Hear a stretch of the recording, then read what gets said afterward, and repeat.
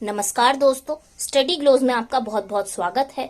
Mauritius में oil spill होने से इतनी बड़ी विपत्ति सामने आई है कि आज से दशकों बाद भी मॉरिशस इस नुकसान से उभर नहीं पाएगा और कोई भी कंपनसेशन, कोई भी हर्जाना इतनी बड़ी पर्यावरण क्षति की भरपाई करने में असमर्थ ही रहेगा। सो डिस्कस करेंगे इस टॉपिक को और जानेंगे ऑयल स्पिल क्या होता है और इस ऑयल स्पिल से मॉरिशस की जैव विविधता और पर्यावरण पर क्या खराब इम्पैक्ट्स होंगे, इसका हर्जाना कौन देगा और ये भी जानेंगे कि मॉरिशस की टूरिज्म इंडस्ट्री कितनी अफेक्ट होगी इस हादसे से। सो आइए स्टार्ट करते हैं लेक्चर। अगर आपकी कोई भी क्वेरी है तो आप मेरी फेसबुक प्रोफाइल राशि सिंगल पर पूछ सकते हैं, मैं जरूर आंसर करूंगी। अगर आपको लेक्चर पसंद आए तो उसे लाइक, शेयर और चैनल को सब्सक्राइब करना मत भूलिएगा। सबसे पहले हम मॉरिशस के बारे में जान लेते हैं। मॉरिशस हिंद महासागर में एक आइलैंड नेशन है जो अपने बीच, लगून, कोरल रीफ के लिए विश्व भर में मशहूर है। चारों तरफ समुद्र ही मॉरिशस की खासियत है। इसकी कैपिटल पोर्ट लुइस है। करेंसी आप कमेंट सेक्शन में लिखकर बताएंगे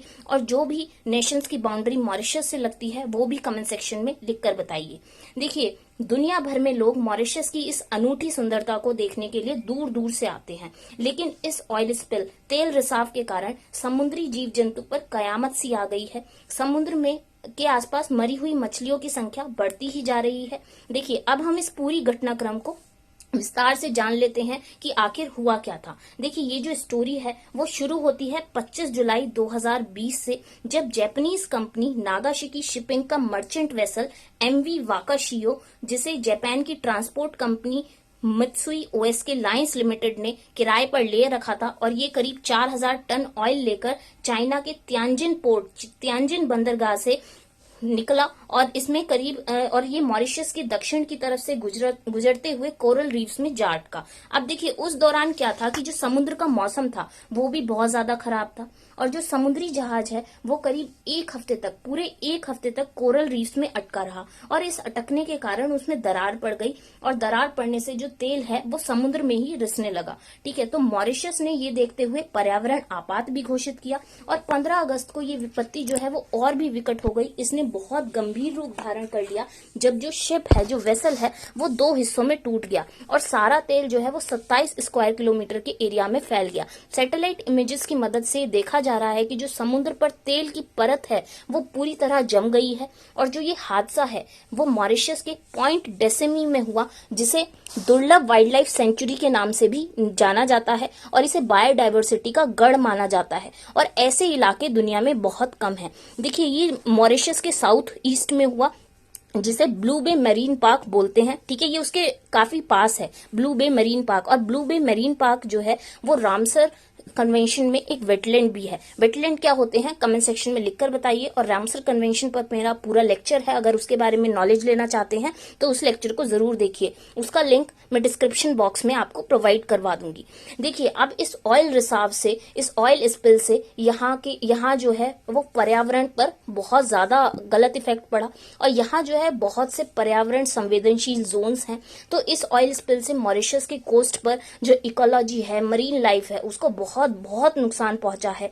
और इस ऑयल स्पिल की वजह से वहां जो पहले ही endangered coral reef, sea grass, mangroves, fishes, aquatic life हैं, उन्हें और भी खतरे की स्थिति में ला दिया है। वहां की वाइल्ड लाइफ जैसे giant tortoise, endangered green turtle, pink pigeon, जो मॉरिशस में ही मिलता है और वहां की ही खासियत है, वो पहले से ही IUCN की रेड लिस्ट में वल्नरेबल कैटेगरी में है। उसे बहुत ज्यादा नुकसान फेस करना पड़ा है। देखिए, यहाँ पे मैंने टॉर्टोइस और टर्टल की बात करी, तो अगर इसके बारे में आप ज्यादा जानना चाहते हैं, इनका डिफरेंस पता करना चाहते हैं, तो जो टर्टल कंजर्वेशन प्रोजेक्ट है वो आप जाके देख सकते हैं। उसका लिंक भी मैं डिस्क्रिप्शन में प्रोवाइड करवा दूंगी।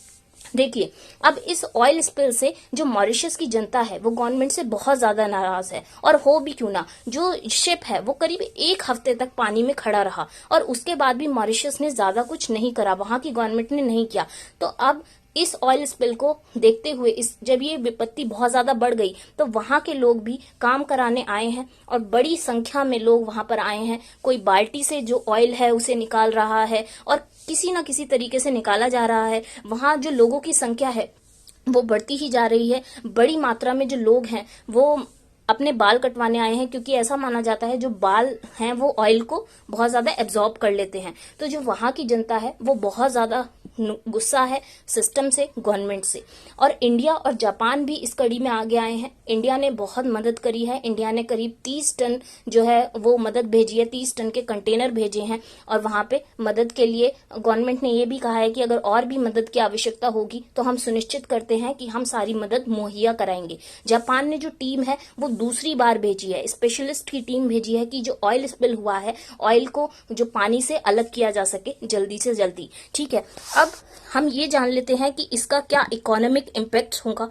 देखिए, जो टूरिज्म है वो बुरी तरह अफेक्ट होगा, क्योंकि यहाँ का जो टूरिज्म है वो करीब 20% जो जीडीपी को कंट्रीब्यूट करता है मॉरिशस की। तो ये बुरी तरह टूरिज्म जो अफेक्ट होगा, क्योंकि यहाँ पे जो दुनिया भर से लोग आते हैं वो ये ही जो एरिया है, ये पूरा जोन कहा जाता है, सेंसिटिव जोन कहा जाता है, इसे ही देखने के लिए आते हैं। और जो पावर प्लांट्स हैं वो भी अफेक्ट होंगे। कैसे? देखिए, वो जो बिजली बनाने के लिए या जिस भी चीज के लिए समंदर से पानी लेते थे, लेकिन जो पानी है वो गंदा हो चुका है, ठीक है, पोल्यूटेड हो चुका है, तो वो पावर प्लांट्स भी इस कड़ी में अफेक्ट होंगे। और जो कमर्शियल फिशिंग है वो पूरी तरह से बंद हो जाएगी। तो जो वहां का रोजगार है, जो फिशरमैन्स के लिए रोजगार है, उनका रोजगार पूरी तरह से ठप हो जाएगा। अब इस चीज का हर्जाना कौन देगा? ठीक है, कौन पर्सन आगे आएगा कि इसका हर्जाना भरा जाए? तो इसका आंसर 2001 के बंकर कन्वेंशन में निहित है, जिसे 2008 में फोर्स में लाया गया। और जो हमारे आईएमओ है, इसने भी इसे रेटिफाई किया था और वो ही इसको देखता है। तो आईएमओ के जो भी हेडक्वार्टर्स हैं वो कमेंट सेक्शन में लिखकर बताइएगा। ठीक है, तो इसमें लिखा है कि जो भी ऑयल पोल्यूशन करेगा, मतलब जिसकी वजह से ये हुआ है, जो शिप का मालिक है वो पूरा का पूरा हर्जाना देगा। ठीक है, इसके अंतर्गत ये लिखा है। अब हम सबसे पहले ये जान लेते हैं कि ऑयल स्पिल क्या होता है। देखिए, जब भी अनियंत्रित तरीके से तेल या कच्चा तेल, गैसोलिन, फ्यूल का पर्यावरण में रिलीज हो जाना, और ऑयल स्पिल जो है वो लैंड, एयर, वाटर सबको पोल्यूट करता है। लेकिन जो ये टर्म है ऑयल स्पिल, मोस्टली समंदर में जब तेल रिसाव होता है उससे ही संबंधित है। आजकल तो ये बहुत ज्यादा एनवायरनमेंट के लिए बड़ा खतरा बन चुका है, क्योंकि हम वेसल्स में भरकर तेल जो है वो ज्यादातर पहुंचाने ही लगे हैं, तो ऑयल स्पिल का खतरा बना रहता है। ठीक है, तो ऑयल स्पिल होने से क्या होता है, समुद्र की सुंदरता नष्ट हो जाती है, वहां की जो जैव विविधता है वो पूरी तरह से नष्ट हो जाती है। जैसे हाल ही में हमने देखा कि रशिया में जो पावर प्लांट है उससे 20,000 टन ऑफ डीजल जो है वो लीक होकर अंबरनेया रिवर में जा गिरा। ठीक है, तो इसको देखते हुए रशिया ने भी इमरजेंसी घोषित करी थी। राइट, अब हम इसके एनवायरमेंटल इम्पैक्ट्स देख लेते हैं कि इसके एनवायरमेंटल इम्पैक्ट्स क्या होते हैं। तो एक्वाटिक लाइफ के लिए तो बहुत ज्यादा खतरनाक है, क्योंकि जब पानी की सतह पर ऑयल जो है वो जम जाएगा तो उससे क्या है, जो सनलाइट है वो पर्याप्त मात्रा में सरफेस तक नहीं पहुंच पाएगी, जहां पर एक्वेटिक लाइफ एक्चुअली रहती है। और पानी में जो ऑक्सीजन लेवल है उसका भी जो लेवल है वो काफी कम हो जाता है। तो इससे जो जीव जंतु हैं उन्हें सांस लेने में तकलीफ होती है, और जो जंतु हैं वो हाइपोथर्मिया के भी शिकार होते हैं, इसकी बीमारी से भी ग्रसित होकर मर जाते हैं। ठीक है, हाइपोथर्मिया होता है जब बॉडी में टेम्परेचर जो है वो नॉर्मल लेवल से भी नीचे चला जाए, तो उसे हम बोलते हैं हाइपोथर्मिया। ठीक है, अब देखिए, मैं आपको एक बहुत ज्यादा एक इंटरेस्टिंग जो आंकड़ा है वो बताने वाली हूँ कि सारी एडवांस टेक्निक्स यूज करने के बाद भी हम सिर्फ 10% से भी कम ऑयल स्पिल को साफ कर सकते हैं। ठीक है, तो अब इस कड़ी में ये भी जान लेते हैं कि ऑयल स्पिल को साफ कैसे किया जाता है। देखिए, इसकी बहुत सारी टेक्निक्स हैं, मैं आपको 3 टेक्निक्स के बारे में बताती हूँ। देखिए, स्किमिंग, सबसे पहले हम स्किमिंग की बात करते हैं। तो स्किमिंग में क्या होता है कि ऑयल को हम वाटर के सरफेस से फिजिकली जाके सेपरेट करते हैं, तो इसे बोलते हैं हम स्किमिंग।